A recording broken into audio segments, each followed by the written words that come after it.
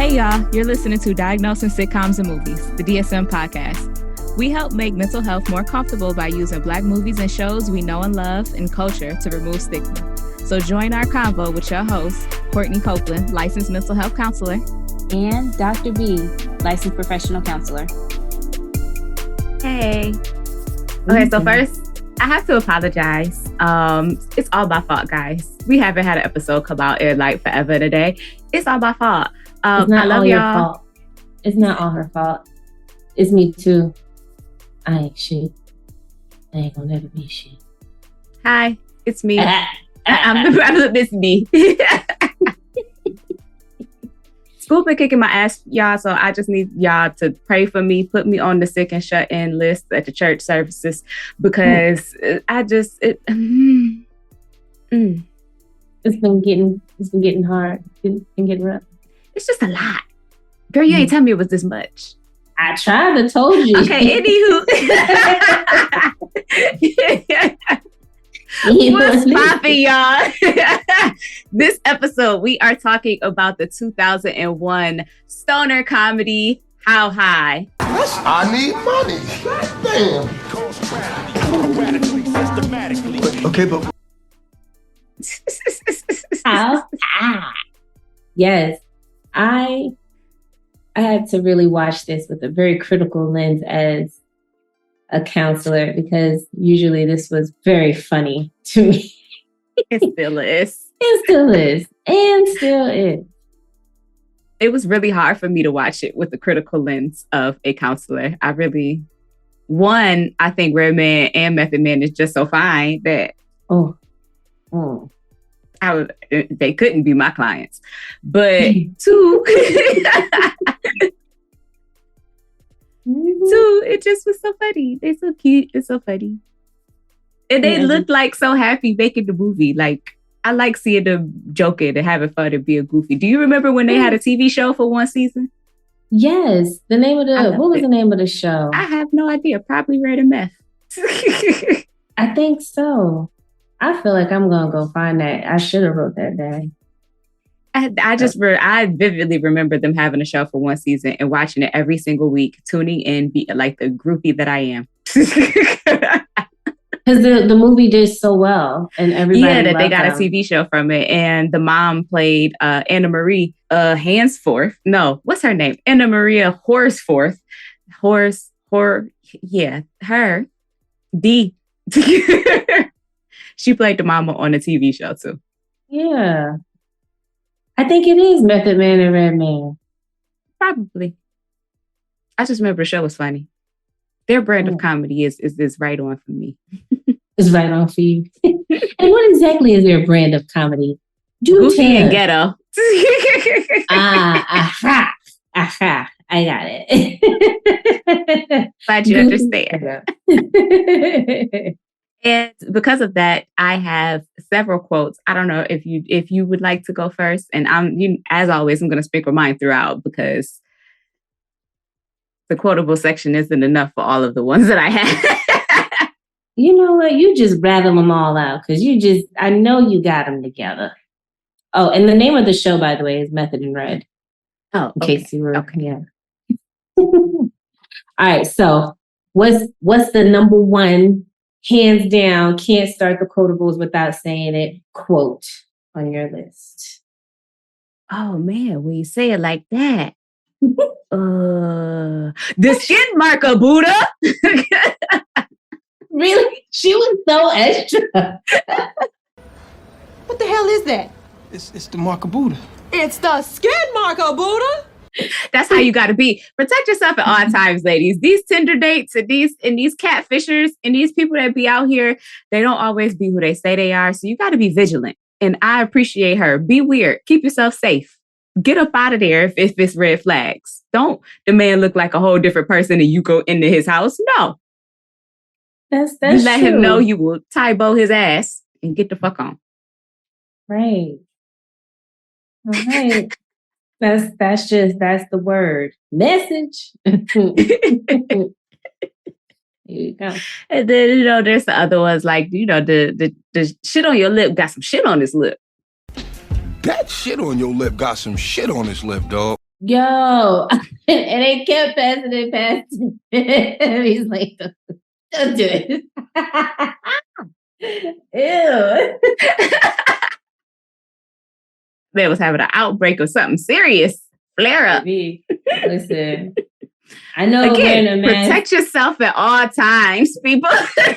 at all times because people out here got cooties for real. Oh, the shit on their lip got some shit on his lip. Ooh, and it was pussy. And, Ooh, talking about cut myself shaving. Bruh. No. No, sir. No. Yeah, that thing was disgusting.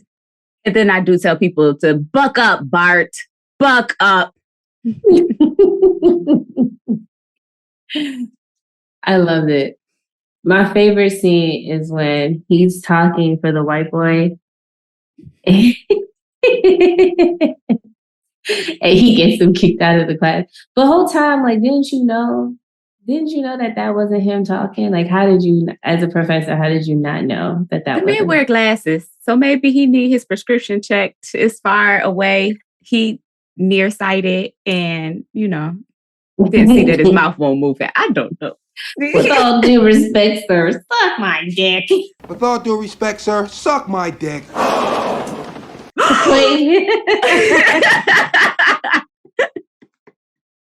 I think that part stood out for me the most now, especially because I am a professor. I was just like, there's no way that I would not know that the student wasn't talking.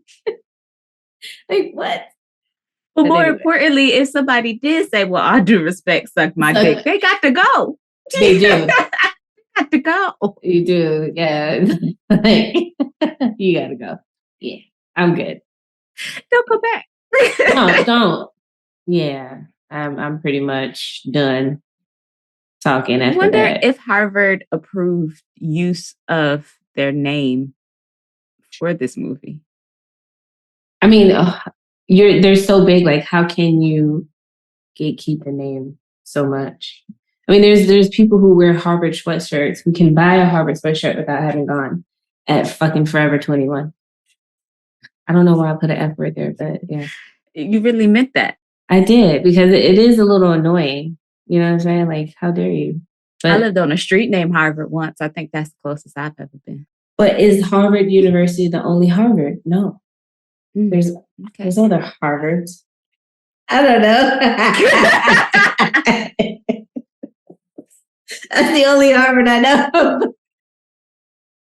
There's other Harvards, I'm sure. And I just want to take a second also to, and with my additional just random stuff that I'd be thinking, Mike Epps was in this movie for like 3 minutes total and had so many hilarious moments. Pimpin' has been pimpin', has been pimpin', has been pimpin'. My great granddaddy was a pimp. I'm talking about pimping since been pimping. I feel like that was like definitely just, they didn't even go over their lines. They was just like free balling. Yeah. Isn't free balling when you don't wear underwear? Mm-hmm. I don't think they were free balling. I don't know if they were free balling, but they might have been ad-libbing, improving as well. They may have. Do pimps wear draws? Do pimps wear draws? Do pimps wear draws? They have to be. You got to be ready at all times. I don't know, but old boy was just an assistant pimp. He came from a long line of assistant pimps. That's why. Wait, the man said, I thought you was the one that the Lord chose. That was the best thing. Hands down. And it had nothing to do with nothing, did it? I don't think it did. I mean, where my bitches? They was coming to get their bitches. Where my bitches? You gotta say it together. It goes in together. Where my bitches? Where my bitches? Okay, check this out. Where my bitches? Can we just say employees? Where my employees? No, where my bitches? We just call them employees. The fact that the pimp is named Baby Powder and Baby Wife. What? Why is this even a thing? Okay, I get the baby powder, and I get the, he was using that to smack people. But why does Sister Pimp was Baby White? Because that's an assistant to the baby powder.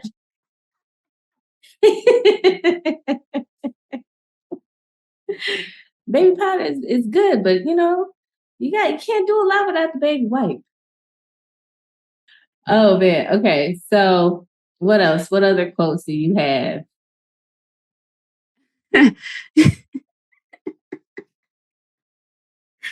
Just grab a titty. She won't even notice. No, sir. That is a sexual assault. Yeah, Lee. What? She won't even. That is not okay. Not okay at all. How charmingly ghetto.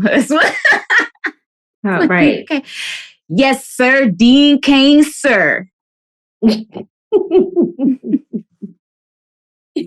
I think the moral of the story for me, based off of the quotes, is when he says, "I study high so I can get high scores." Yeah, I figure if I study high, take the test high, get high scores, right? Right. I figure if I study high, take the test high, get high scores. And they both looked at each other like, yeah. I wonder if that is what people who were going to college really thought at the time when they saw this movie. Like, yeah, see? Somebody gets it. Light that shit. Smoke that shit. Pass that shit. That's what Benjamin Franklin said. That's it. Those are the 3 rules. Another random question. Okay, we're going to get into diagnosis. I just had random questions. Why was Marvin Gaye the one that was cutting up at the party that Ivory was at? Marvin Gaye came in there tripping. Marvin Gaye? Yep.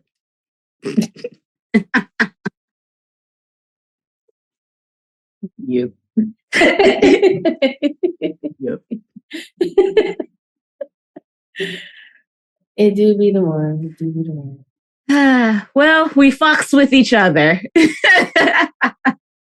I know he tried so hard. He tried. He was so cool though. He thought he was. He tried to be. Right. He tried to be. He had hoes though. Did you see when he came with the 2 bitches? He had 2 bitches on his arm. Sorry, not bitches. He actually had employees. They actually was over some departments they worked at the building, but they was with him. Yeah, well, those are probably an assistant professors. Adjunct. Or adjunct. This their second job. Oh, child. Oh, I feel seen.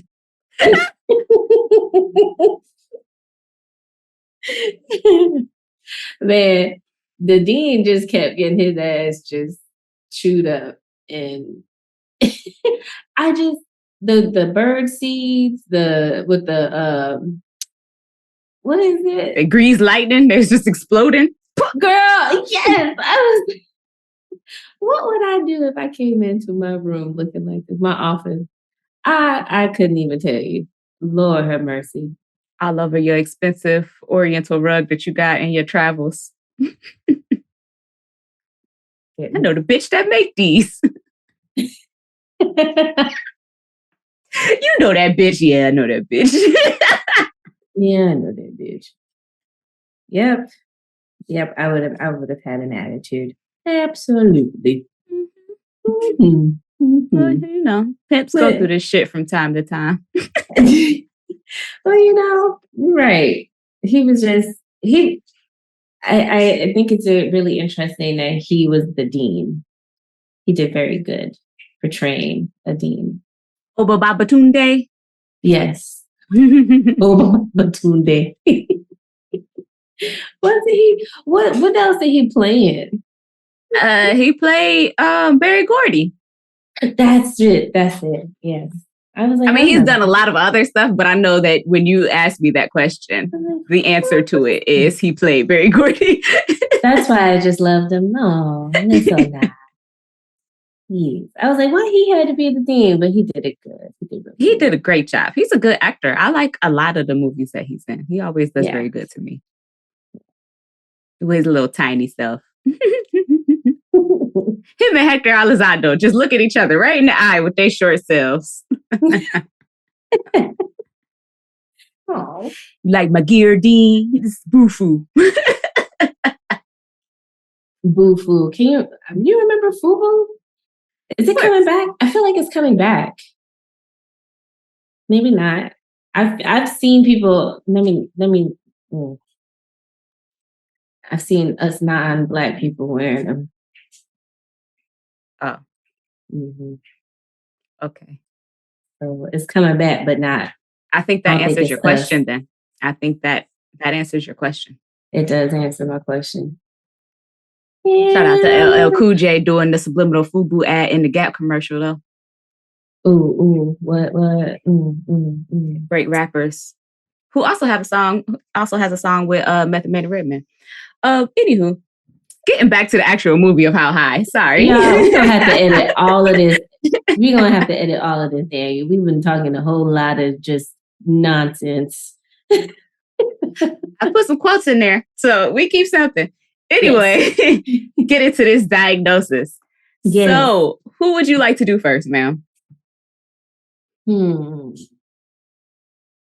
I feel the easiest person to diagnose and get started with is Jamal King. Oh, really? Okay. Well, see, what say you, Dr. B? I keep going back and forth between cannabis intoxication, because am I seeing him? Because 9 times out of 10, he's high. So are we going to give it to him, like with the intoxication and then also induce psychotic disorder? So what I didn't go full psychotic for him. Okay, I said cannabis intoxication with perceptual disturbances with severe use disorder. Because the perceptual disturbances is them seeing ivory, but it's not full. To me, it wouldn't be full psychotic disorder induced because they once Method Man told him, or once Silas rather told him, then they were purposefully seeking ivory. It wasn't that they were afraid. It was causing them distress. It was to the point where they felt like they were hearing things or seeing things that, like, no, they full on knew other people can't see this. We're doing this for a purpose, where it's for a reason, so that we take the test high and get high scores. It's for a reason. So I gave it perceptual disturbances instead of induced psychotic disorder. Okay, so then tell me what your thoughts are when he has that moment, when he says, "I'm a ghost." No. Oh, well, yes, that. But Jamie, his moment when he with Jamie, when he has his moment in the classroom with the teacher, with the professor, in front of the entire class, and then it turns out to be his mom, and then he's on the table in front of everyone. So where does that fit in with the diagnosis? Me just trying to be nice because I like him. See, this is why he shouldn't be my client, because he's fine, and I didn't want to go full or psychotic. But that man definitely saw his mama in the sky. So yes, it really is in real life induced psychotic disorder, cannabis induced psychotic disorder. But he was fine, so I was trying to be nice. That's not how this works. No, I'm a terrible, terrible clinician. I've been away for a while, guys. My brain is fried. And look, I'm like, wait, hold up. I know for sure that man. His mama in the sky. He was damn full on hallucination. Ooh, yeah. I mean, yeah, he definitely had the hallucinations, a few delusions here and there, but he didn't have the abnormal psychomotor behavior. That don't look like psychomotor behavior to you. Okay, if you don't. Okay, maybe you have a point. Yeah, you're right. Yeah, so I'm sticking with it. I agree. You right. I'm wrong. No, that's usually not how this goes. I don't like this side.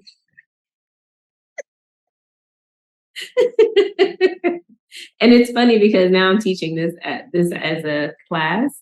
And so I'm really like intentional now. Like, but who? Before I was like, yeah, whatever. Just throw diagnosis at everybody. And now I'm like, but now it's how do you explain?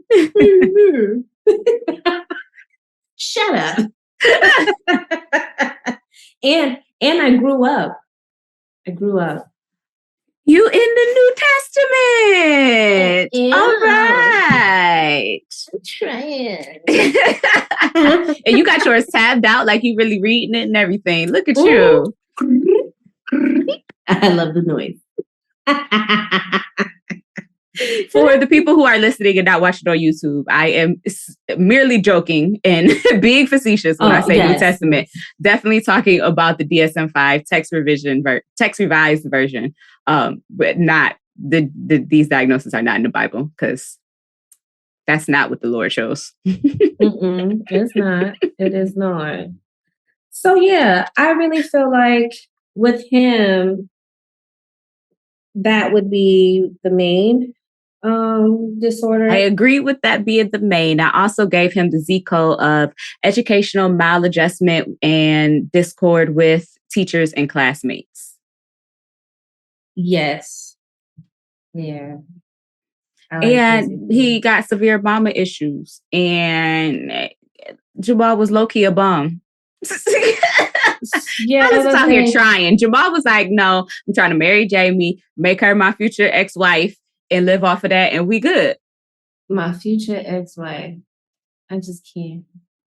I love that for him, though. He had life figured out. If he likes it, I love it. If he likes it, I love it. Jamie was consenting and agreeing. He was being upfront with all of it. He was not lying or misleading anyone. He really was telling everybody, hey, I am here just trying to skate by and figure this shit out. And everyone consented and agreed and allowed it to happen. If I tell you who I am and you allow me to be that, whose fault is it? Okay. You got a point there, I guess. So then, but speaking of Z codes, what do you think about Z55.1? School unavailable and unattainable. It's not. That boy was at community college for what did she say, 8 years, 6 years? He was there every day. But it isn't attainable. Just because you're there doesn't mean he had access. He had access. He just was. He said, if I could squeeze 6 years out of community college, I could do a good 12 here. Indeed. So what about homelessness? He was living in a dorm. He had a place to stay. I need money, didn't. And so I put that for I need money and not Jamal. The fact that I need money could actually speak the whole time. And so then let's get into we'll come back to I need money because we haven't said what we would do with Jamal as a client, because I am very concerned about his issues with his mother and just some of that attachment that he has there. And then is kind of wanting to step into Jamie's world and allow her to provide for him in that way. And yeah, I'm concerned about what that would look like once Jamie is his future ex-wife. Then what, Jamal? Yeah.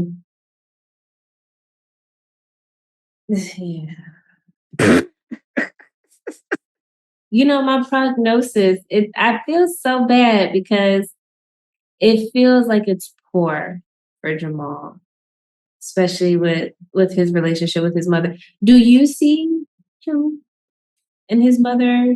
It depends on what you consider as poor. Do I see that after Jamie is his future ex-wife, that he may have some point in time where he has to go back and stay with his mama. Yes. Do I see her allowing that to happen? Yes. Do I see her also cussing him out every single day while he's there? Yes. But her continue to let him be there until he does find a new woman that's going to take care of him. Yes. And I feel like because Jamal is so charismatic, is so fine, and is so funny and still very compassionate and loyal, I feel that he is always going to find someone that's willing to take care of him.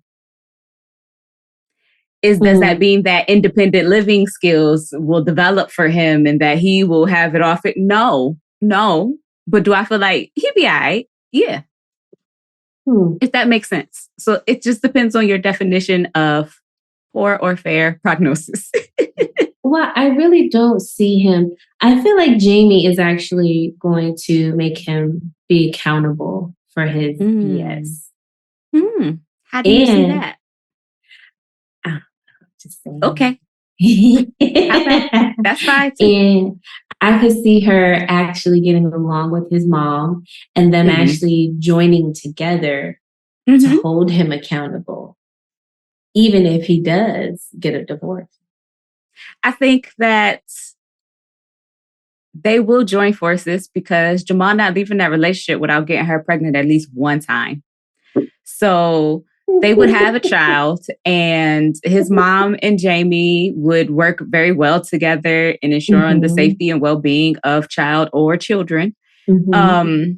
But they will try to hold Jamal accountable, but will Jamal accept accountability is another question I don't know the answer to. People change when they have kids. And so es posible, pero I don't know because I ain't got kids, so I don't know how that works. But then also maybe with him really being serious with school, you know, having... Is he serious? Okay, yeah, you're right. Well, yeah, that's why I said poor, because if that's the case, he's going to continue to get high. He's going to continue to have the hallucinations and the delusion to the point in which it has to really impact his, you know, his day-to-day. Like, I challenge that because I feel that he does have some strong skills innately in using to combat the delusions and the hallucinations. He has never been in a place where he has caused harm to someone else while in those delusions or to himself.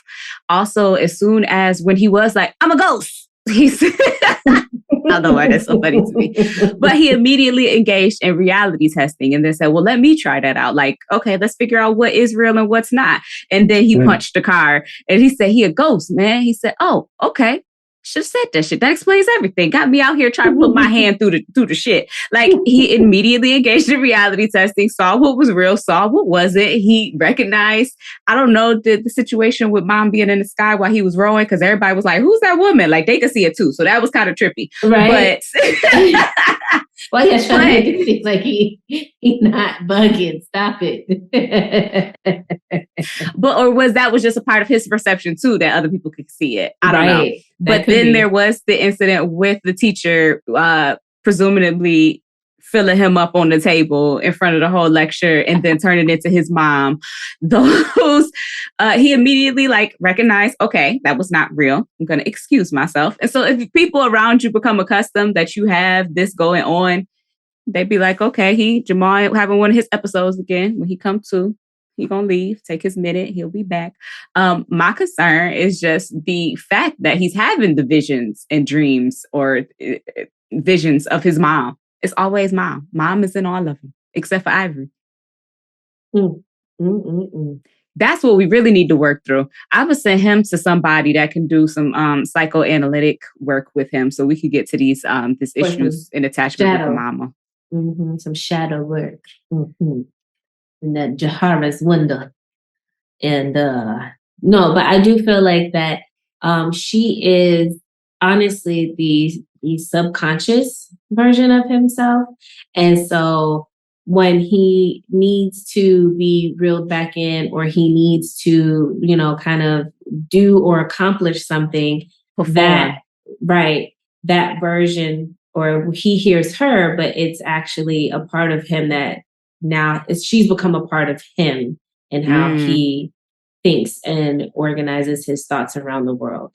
And so it seems as if he would have to undergo a moment where he separates and understands his life experience from his point of view and not necessarily looking at it and trying to be so pleasing to his mom to an extent that he constantly has her in his head. What would mom do? Or what would mom tell me to do right now? Get your ass off this table. Did you wash your ass today? Right. And then he's like, damn, did I? Shit, I'm in class. I don't think I washed my ass. Let me go wash my ass. What is you doing in a boat? Road, nigga. Right. Like, yeah. So I think she comes to mind when he has to get out of that delusion that he's having. Like, snap out of it. It's a lot of that has been the only push that he has had, like, towards motivation, because left to his own devices, he just kind of like, I'm going to, breeze my way through this. But she has been the constant, like, what do you have going on? Your sister has her master weave technician, and your brother got his master barber license, and he paints velvet pictures in prison. What do you have going? And so kind of trying to keep his... So when he was slacking off in the boat and Bart was like, boy, dude, what are you doing? Then he heard his mom. He immediately started rowing. He wasn't paying attention in class. Then he saw his mom. That instant, he had to get up and leave. But he wasn't paying attention. He wasn't doing what he was supposed to be doing in that moment. And so then he saw his mom. So I think that what you said holds a lot of weight. And I think that it would be very helpful for him to get to the the crux of that issue. Yes, I do also want to say, and we can move on. I do feel like it's worth mentioning or seeking out additional testing and assessment for ADHD. I'm really concerned about that. And maybe that might be why he has this difficulty with like productivity and like being able to sit still and do something. And then self-medicating with marijuana, which then causes the or unorganized thinking to come out as or portray itself as delusions and hallucination. Yeah. I can understand that because self-medicating using marijuana is something that is very common in our young Black men who have ADHD. So that's an actual concern. And then there is the instance of him not being able to stick with things for a long time. Like, oh yeah, I can pay attention to the fact that I'm sore. I'm coming up to African-American studies late. You know what? I can't even sit here. And I can't pay attention in women's studies, even though I love bitches, like he said. And then, then with the running and stuff, that was a lot for him. And it was a mundane, straight thing. So he threw the order other way and caught a taxi. I could see that. Yeah, so that would be an additional assessment or, inclusion of treatment that I would consider for him. Additional testing to be requested. Yeah. Okay. Who's next? Silas. Okay. Well, for Silas, then I do have cannabis intoxication with perceptual disturbances as well, and along with the Z code of educational maladjustment and discord with teachers and classmates. Yes, I can say that. Yeah, I think that one's it. I also looked at the Z code of underachievement in education because Silas, and that's kind of what Ivory was telling him, like, you smart, you can do this. Like, you just need to take the test and you need to go. And he really wasn't applying himself in those type ways. And he really had viable skills and was perfecting his herb and was doing all of this and we're really working hard in the project once he started applying himself. But previously he was not doing that. Yeah. Why you gonna tell the man we ain't study? I know. And then, that was the hard part about like really trying to see this as something that could possibly happen, right? Because there's this part of me that's like, how real can this get? And so if in the event In the event one of my students is getting high and a ghost is telling them the answers to all of my exams, what say you, Dr. B? Right. Is AI involved in some way? Because everybody blame everything on AI now. It's because of AI. I'm thinking like, okay, so based off of the show, based off of the movie, it's showing that Ivory is giving them the answers. However, conceptually, we know or we can assume like, okay, is that really happening? Or do they actually have the knowledge and it's coming back to them as if he's able to go through the door and get the answers from the answer key? Walk through the wall. Right? I see where you're going. I just want to challenge with the scene where Ivory is standing over them and they are marking answers themselves. And he says, no, what are you doing? It's B. But how you gonna tell B? You just told me that it was B. It like they was going back and forth and arguing with Ivory about the answers that they had wrong and the answers that they had right. Could that still be them? No. But showing up in the form of Ivory. Like they're giving it this persona of Ivory because they recognize that, oh shit, this is where Ivory's ashes were. Oh, but actually it's them. Right? They're controlling it. I am going to go less pathological with it and just go more spiritual in that they believe Ivory is there, so Ivory is there. Yes. Same thing. You're seeing the same thing. But I'm saying it from more like there is an afterlife. He is a ghost. He was in heaven. He is coming down and assisting as a guardian angel type thing, opposed to he is a figment of my imagination, whom I control and is representative of the information that I kind of studied on the test. And I believe that I do well, like a placebo, because he is there. We're saying the same thing. We're just approaching it from different places. Okay. All right, fine. So with that being said, why not give him the psychosis? Because no. Damn it. That's where I put my hoof down. No. Put your hoof down.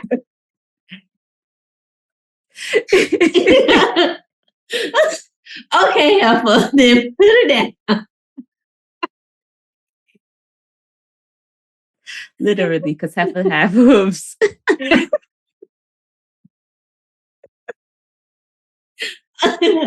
Fine. I'll let you have it.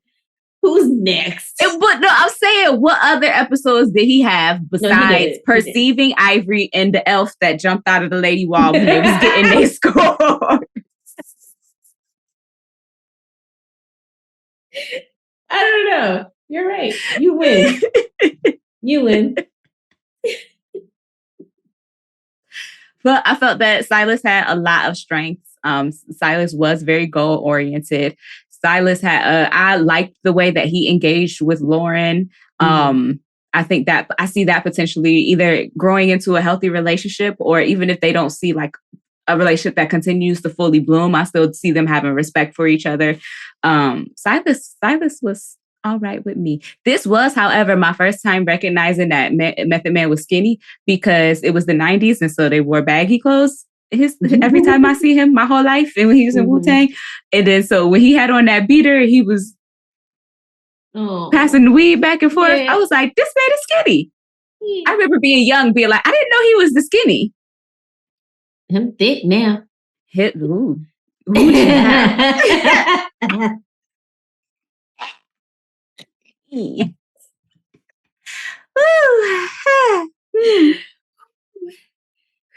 A cliff. Clutch the pearls.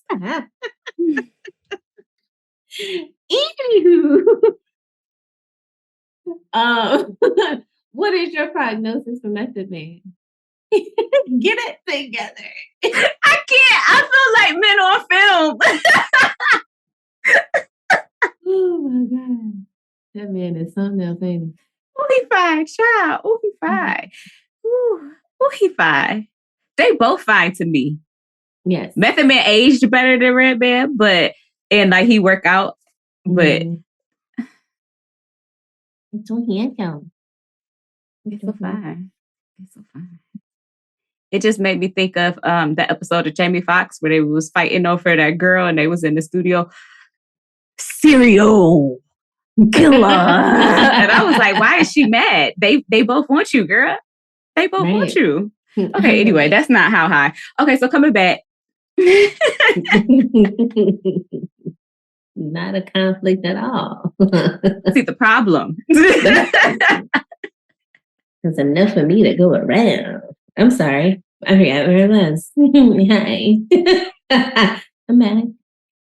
It do it to you. Lord, whew. I need money. I do too. And we've been friends ever since.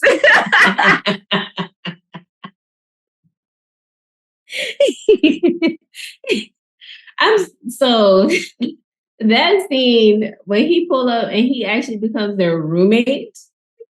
That actually happened. He said, well, then who's that guy? Oh, that's I need money. Right. Where he sleeping? Girl, that legit happened to me in graduate housing, mind you. So the story goes. Wait, why I don't know the story? Okay, go ahead. I don't know. I have no idea. So, I'm trying to find. Yeah, you were around. And remember, it was the roommate that turned out she was crazy and she moved out and then they moved someone else in. You don't remember this, damn son. So yeah. I had 2 crazy roommates in 1 year of my doctoral program. Not that the doctoral program wasn't stressful enough. Now I'm stressed at home. The It was some bullshit. And I told them, don't you put nobody else in this apartment without me approving it first. So they put this other person in here, and this is how they got me. It was like, oh yeah, we have someone else coming into the unit. And it was one of those units where you had your own bathroom and your bedroom and you could lock your room door. And so that was your lease. You're for that room. You don't have the lease over the other room. And so they're like, yeah, we have somebody else. I said, okay, can I meet her? They said, no, it's all right. We already screened and approved her. So that's red flag number 1. The fuck? Telling me I can't even meet her? Like, you can't give me her phone number? Right. Can I say hello, good morning to the girl before she move in? So she coming in and what happened to hello, good morning. Hey, my name is. None of that. I don't even remember old girl name. I don't even think I even got the name. Because as soon as she came in, she had to go because she brought her own version of I Need Money. What? Wait a minute. I only signed up for 1 roommate, not 2. Homeboy asked me, I was making some rice. I had made my little famous rice and chicken with the gravy, shine. And I asked, because I'm just me. I'm like, hey, I have some extra. You can have some if you want some. He sure did help himself. Okay. Homeboy asked me again. He was like, hey, Rosie, right? I said, yeah. He was like, you think you can make me some more rice? With his bitch sitting right there. I said, yep, time to go. Hello. Hey. She has this man in here and I'm uncomfortable. He just made me real uncomfortable. Yes, ma'am. Timberland's at the front door. Like he really, and then had the conversation of, so how are we going to split the bills? You mean out in here? I ain't in here. Flag on the play. This is in Iowa. I was like, who is this? I Need Money. That was who he was. I have a similar story, but I handled it differently. What you did? Riverwalk Apartments. I'm sure you're familiar with them. So I too had a roommate, and that she also moved her man in. And that was that, and all of the things. And instead of snitching, I'm mad you snitched, but okay, I understand. Hey, everybody, every man got to have a cold. Anyway, I just moved in my cousin. No. See, that's why I had to snitch, because you're not gonna make me uncomfortable in the space that I pay for. Yeah, no. I was no longer uncomfortable because then my cousin was there making everyone else uncomfortable. My cousin was still in their weed and smoking it, eating their food, fucking bitches on the couch. Well, see, I didn't have that cousin. Love you, cuz. I wish I could have borrowed them. Damn. Yeah. Let me know. That's a good one. I mean, I could have been an asshole. I really could. I just didn't have it in me. I just feel like I was an asshole. I was just like, oh, so it's okay to just move people in. Oh, you don't know where I'm from. Oh, no. Y'all said it's okay. So let it be okay. No, ma'am. I was not okay. At least if they would have told me, like, this is a couple, they're coming together, I was under the impression it was one. Mm-hmm. And then now he's trying to talk to me like he's a part of the It was the split in the bills of that. Like, you think you live here for... No, you not live. I did not okay this. I'm not okay with this. I'm not, putting my hoof down because this heifer said no. I hate you. Already. Okay, speaking of couples, let's get back to How High. Let's talk about Jamie. What are your thoughts on Jamie? I think Jamie's crazy. Ooh. That's a harsh word. In the mental health you're field. right. You're right. Oh, I wasn't supposed to say that word. Oh, beep it out. Beep it. I said this. She said a bad word. Ooh. But I meant it.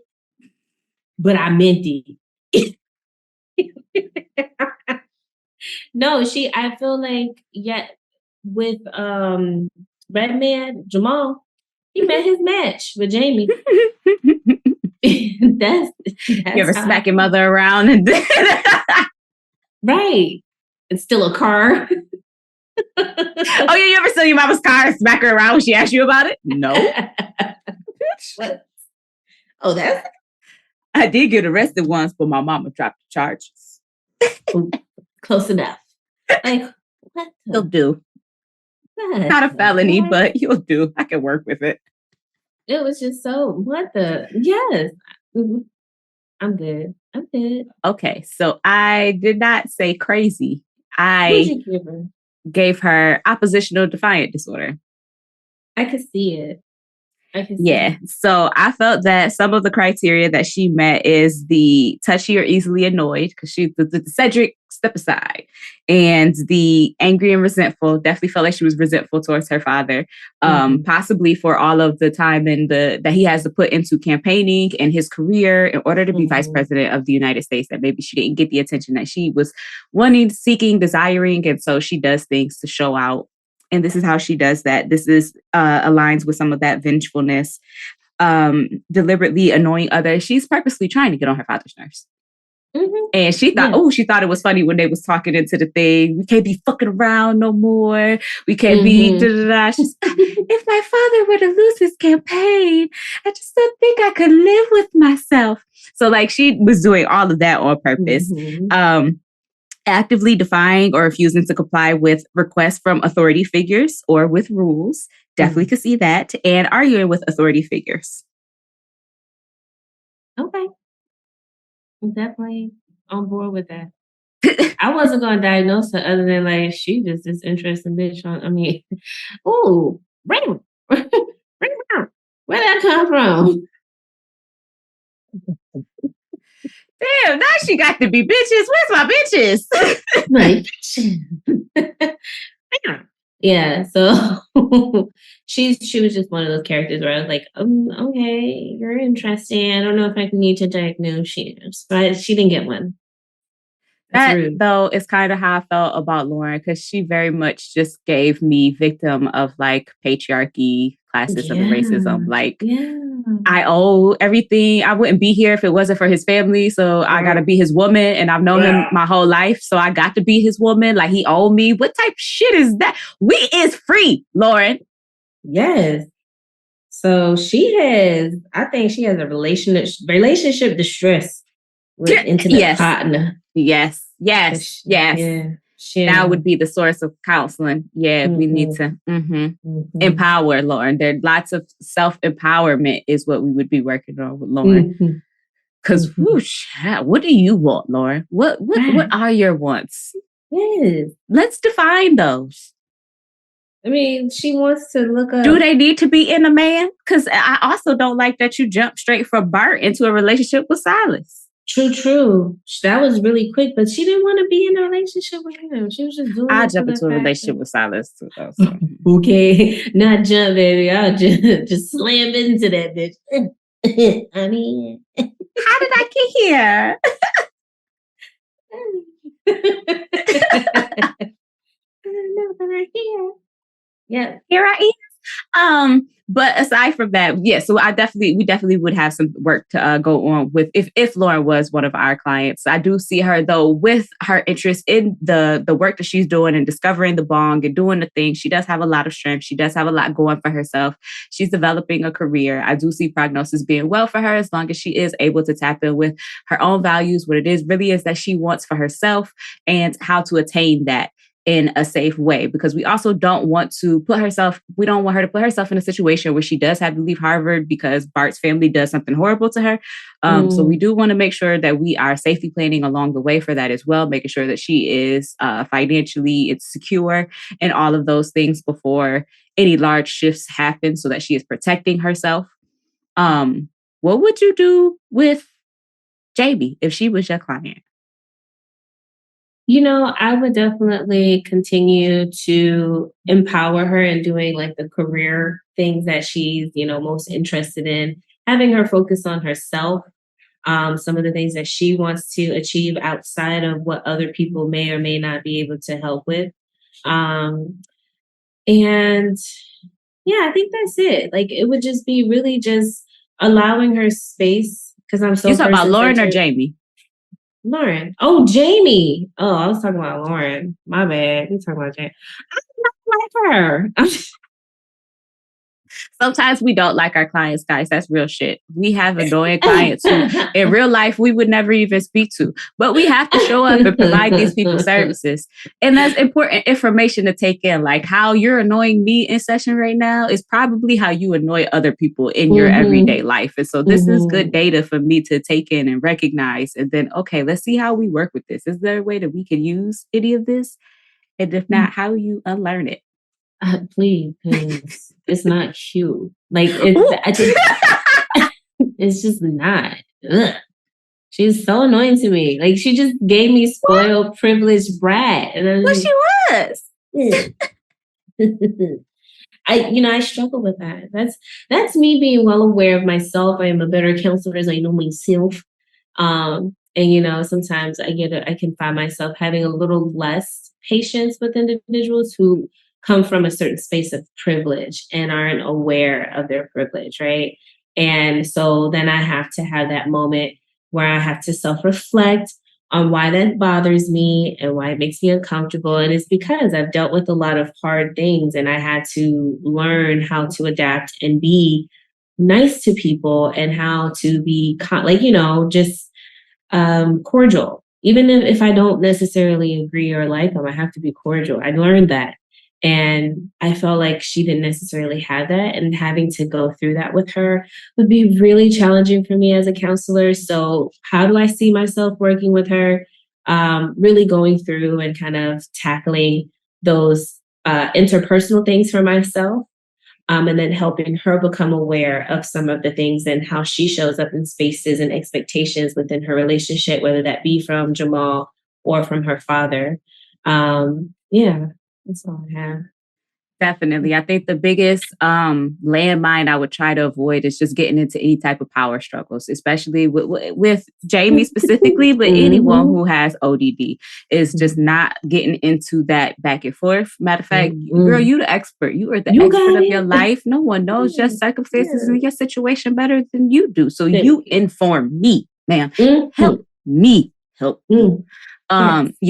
Really leaning into all of that because I don't think she would come back, let alone listen, let alone come back if it was approached any other way, because there is already the power differential that can sometimes exist between client and patient. Not client and patient, those are the same things. Client and therapist, but I definitely would try to, which is something that I try to regularly do, is let everyone know we're equals in this relationship. It's a therapeutic process that we engage in together.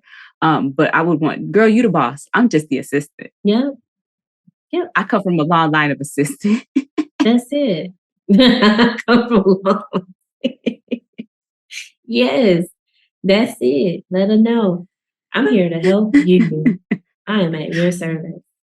I think if she is, I think there would have to be a lot of life circumstance in order for her prognosis to be any different and life to look any different than what it is right now. I think there would have to be a lot of life lessons that happen, more so than just what the work that she would be doing in therapy. I think too, it's important to still understand her worldview, right? And so while I may not necessarily have the type of class privilege she might have, there are some things or some intricacies that I can still be empathetic to, in her world, in her experience. First, she's presenting as like a biracial, right? So that already within itself has so many layers that can be unpacked and can be difficult for her. And maybe the persona and the behaviorisms that she's having now are just really just, a shield or a guise to help her stay guarded and protected because it works, right? So really kind of unpacking a lot of the things that she's, showing or expressing and finding that root cause for why she shows up the way she does. That baby needs some just attention and acceptance. She needs attention and acceptance. And I just hope that I think that Jamal's going to be able to give some of that to her. But I think they both just know who they are. And so I think they have realistic expectations from each other, which I think is fair and I think is healthy. And I don't see it being a messy separation because they know the expectations from each other, from their relationship, what they want, what they are willing to deal with. And so it'll just be, it is what it is what it will be. If we could add that to the next DSM, that would be good. Thank you very much. A Z code, it is what it is. Z code, thank you. And if not, it'll be in a future episode of Diagnosing Sitcoms and Movies podcast. So, boo, there go ours. Period. Boo. So, speaking of our diagnosis in our book, player hating dickhead goes to Dean Cain, sir. And you know this. It's so the many ways that Dean Cain the many ways that Dean Cain was a PhD, player hating dickhead, personality disorder. There are additionally, you can find it on YouTube, guys, if you ever just bored and need something to do. There are deleted scenes that you can see that didn't make the movie. And one of those is that Dean Cain actually graduated from Morehouse. And he actually was one of the co-inventors of Pork Chops to Chunky. But because of his attitude and his PhD-ness, his personality disorder, he didn't prosper with the rest of his friends that was making the Pork Chops to Chunky. And they went on and made the shit without him. And he went to grad school. And became a salty dean. Facts. And so some of the things that we see where with the enduring pattern of inner experience and behavior, it deviates markedly from the expectations of his culture as a strong black bear. What you doing, being a player hating dickhead. This pattern has manifested in his cognitions with the way that he perceives and interprets himself as well as others, and how he sees Jamal and Silas and calling them charmingly ghetto. I love it. His affectivity, he has a large range, intensity, liability, and inappropriate sometimes emotional response levels to certain things. Like if somebody, Jamal wasn't even roasting him that well. Those jokes wasn't even that funny, but he was turning red. You devastated disco Diddy. You. You Angela Davis mustache having. That's the best. Oh, I love it. Yes. But also we see his impaired interpersonal functioning, his impulse control, where at the end he comes and tries to mess up the whole party and with an axe. You came in with a whole axe, bruh. Calm down. People is getting high. It's a party. Why do you have an axe? Made them I need money. This nigga done fucked up my shit. And there it was, the moment when he decided to speak. Selective mutism at its finest. That's what I diagnosed him with. But is there a treatment? Have we settled on a treatment modality for player hating dickhead? Personality disorder? Oh, no.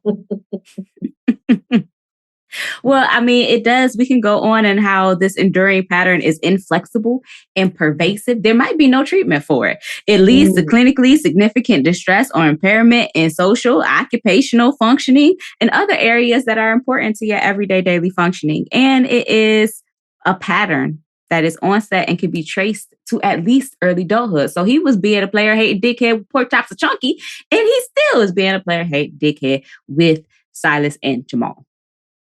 And that's it. I mean, he got a few Z codes in here. I mean, I think he might also have a threat of job loss at this point. After you attack people with an axe at work, I think that's an HR violation, I'm sure. Yeah. It has heavy consequences, you know? Let's see. I'm trying to think. What else can he be diagnosed with? I think that's it. I don't know, but I have a non-scientific theory that sellout Black people have a serious dissociative disorder that causes them distress. And so when they see Black people just living and being great, they hate that shit because they are so dissociated that they can't have that. There's no real science there, though. This is just what I think about people. Yeah, I'm trying to think, like, what medication could possibly... He needed to hit the bong. He did. He just needed to hit the bong. It does change things, you know? Can work. We see how drastically it changed things for Gerald. It did. Was it drastic? I felt like it was a little gradual. Yeah. The man showed up in a robe. His hair was all messed up. But I mean, now that one... He was trying to roll stuff with damn scotch tape and paper. He's with the desperation. Sure, good. You're right. Yeah, it wasn't gradual. Ain't no damn baby. Right. Like, what the hell? And I did, however, diagnose Gerald with cannabis-induced psychotic disorder with moderate or severe use disorder because he didn't know that he was supposed to even see Ivory. He didn't know Ivory was supposed to be real, and it caused him a lot of distress. It did. Yeah, I agree. Yes. He gets the psychotic one. That was really evident. He came in there crazy. Oh my God, poor thing. Whew. And then I think toward the end is kind of like he was going through withdrawal. And then they let him hit the bomb. Right. Then he was better because he's no longer going through withdrawal. Yeah. So now he's just a wee head. So for I Need Money, other than his Z code of homelessness, or houselessness. Is that what we're saying? I gave him other housing problem, Z59.9, other housing problem, because technically it's not sheltered homelessness because he's not staying in a shelter. He's staying with friends. on the couch. But But it's not his home. but it's not his home, but it's not a shelter. So I just felt like it was other housing problem because it is not secure housing. It's not stable. It could change at any moment. And I did give him selective mutism because clearly he could talk. And then I also diagnosed him with kleptomania because that man was stealing everything. He stole the eggs in the milk. Like, why? That's what Method Man said. You're not supposed to steal from us. Right. Get what? Put it back. The fuck is wrong with you? Golly. But when they needed him, he came through. As a real friend should. Right. Didn't say the man wasn't a good friend. Reliable. Reliable. Indeed him was. Indeed him was. He helped steal Gerald's bike and run it in front of a truck. Yes. Bicycle. That's what was needed in order for Gerald to understand who he's fucking with. I think it actually initiated the fuck around and find out cycle between all of them. It's unfortunate. Yeah, that happened. I, however, diagnosed Bart with narcissistic personality disorder. He got on my motherfucking nerves. I think I would also like to add player hating dickhead on there too. Like I think, you know what? Yes. Yeah, you can have 2 personality disorders. Right, with player hating dickhead features. Yes. I felt that Bart had a grandiose sense of self-importance. He was preoccupied with fantasies of unlimited power. He believed that he was special and unique and that he could only be understood by other special, unique people, not Jamal and Silas. He required excessive admiration, which was kind of corny. And he was really mad that Jamal came in and was doing good on the rowing team and that just burned his little buns. And he also had a sense of entitlement with being, was it the Brewster house? Somebody great grandson, whoever the hell he was, and then interpersonally exploitive because I do feel like that was part manipulation with Lauren have to be in a relationship with him. That was exploitation. Oh, absolutely. Violation of human rights. Indeed. Bart. Bart. What kind of name is Bart anyway? Ugh. Buck up, Bart. Okay, your name is Bart. I'm sorry. What's the next name? Do you know anyone named Bart besides Bart Simpson? No. Me neither.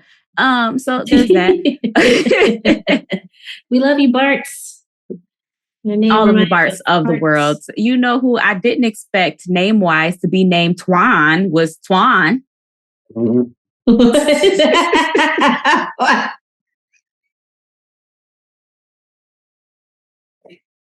I didn't expect that name to be Twan, but it's Twan.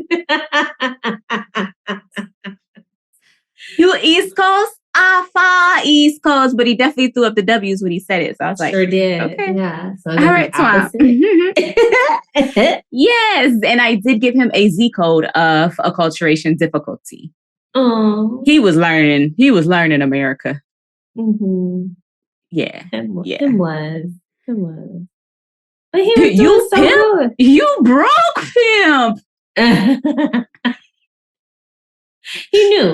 He knew enough. He knew that. He knew all of the racial stereotypes. So there was that. I am concerned because they referenced several times that Twan was a child prodigy and that he was at Harvard. And they had him have sex with the hookers. They ran the dick sucking marathon with Twan. And won't he a child? Oh, what? He said, I'm a child prodigy. I mean, he could be a child prodigy still at 18. Okay. If you say so, girl. You know what? That's messed up if it is. Didn't nobody inform the hookers? Hookers don't check IDs. It's not the hooker's fault. It's not the hooker's fault. They were paid to perform a service. Indeed. Okay, all of those things should be checked out before they arrive. They were performing the duties of their job. However, Silas ass and motherfucker Jamal ass knew when they told them to come have a dick sucking contest that Twan was a child. I think they were just really just trying to help Jeffrey and Twan. It's very boozy of them. Mm-hmm. Ooh, boozy dailies. I think it was just really just them trying to give him an opportunity to engage in some sexual intercourse that they might have not otherwise experienced on their own. I'm just saying, they made virginity seem like a bad thing, because when he caught him jerking off, he was like, fucking virgins. Glad somebody's enjoying themselves.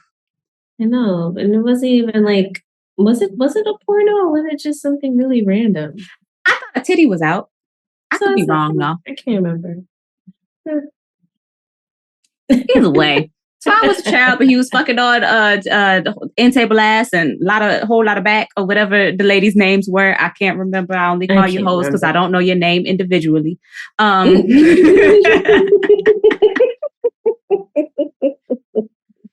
But along with Twan, I gave Jeffrey, the roommate, who was pledging adjustment disorder with anxiety. It seems like he was having a hard time adjusting to college life, and it made him a little on edge. There's lots of worry there. I'm sure it didn't help that he said the N-word and got bitch slapped as he deserved, because that kind of put you on edge if you know. Did he break his neck?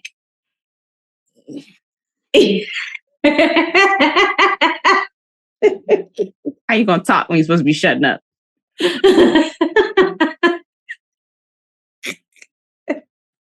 Oh, poor Jeffrey.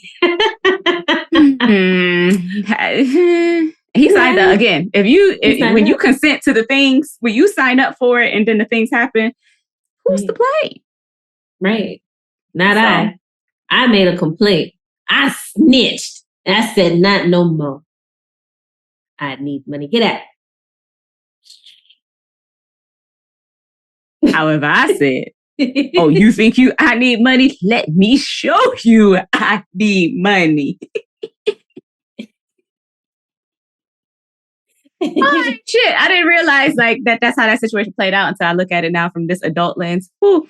Anyway. Did you diagnose in any way Ivory? Oh, bro. No.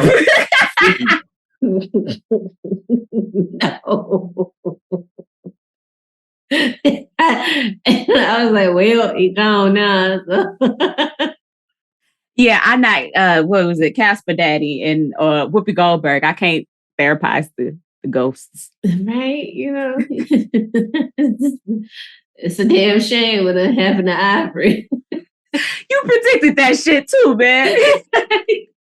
Yeah. I got your back. Even if my dress got on fire, I got your back. Like, I fall out of a window. Got your back. I get hit by a bus. Got your back. That's a friend. You know what? Jamal and Silas have some good ass friends. They have if nothing friends. Else. Mm-hmm. Yes. Wow. And then Ivory agreed to spend his afterlife helping these fools. Courtney, I just want you to know, I got your back. I don't want to go through all them ways in which I have to have your back, but I got your back. Oh, you best believe I'm gonna be there when you blaze up. What up, free?